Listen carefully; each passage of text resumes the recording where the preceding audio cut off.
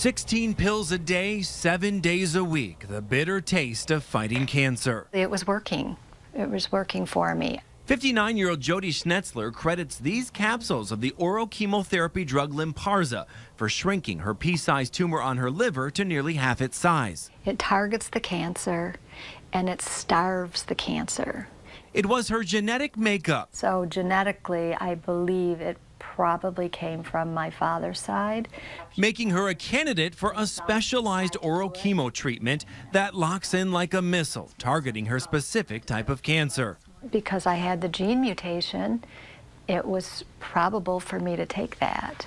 And I took it for a full year. But the convenience of that at-home treatment, as opposed to traditional intravenous chemo, comes with a hefty price tag. It costs $12,000 a month. That's a lot of money. And I was told that, you know, my insurance company would cover the 60%. I cover 40%. And it equaled about $5,300 a month. $5,300 just wasn't possible, especially when compared to the cost of traditional chemo, a $25 to $50 copay with her insurance. But doctors insisted the oral treatment was her best chance to beat her cancer. She started applying for assistance, but every avenue had its own expiration date, and that help would eventually run out. I figure, well, if my pension can cover my prescription, then that's good. Then I don't have to worry about, you know, selling things to maintain my life longer.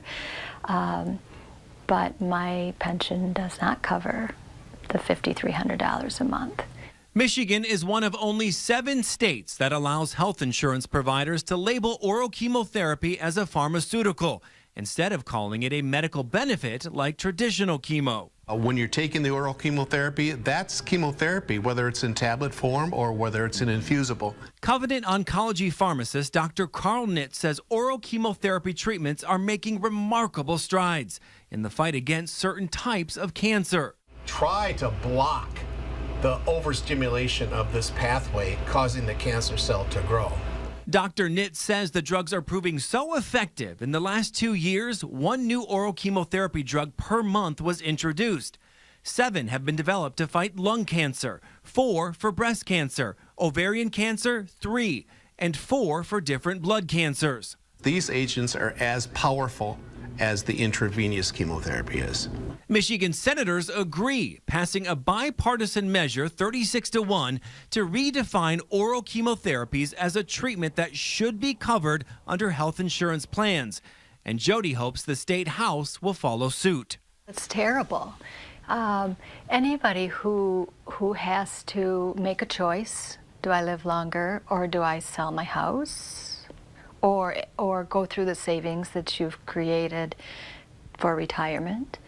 You know, that's a very big choice. A choice she no longer has to make. Oral chemo is not an option for Jody anymore. New cancers have formed on her liver and on her brain.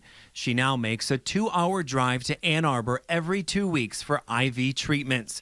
An inconvenience of the cost of survival, she says, when you're fighting for your life. I wake up grateful every day, and I go to bed thanking the Lord that I had a great day. So, you know, I stay positive because that's just who I am. So you may be asking, who would be against this legislation? Well, opponents believe if it passes, everyone would incur higher insurance premiums to make up for what they believe is the real problem, skyrocketing specialty drug costs.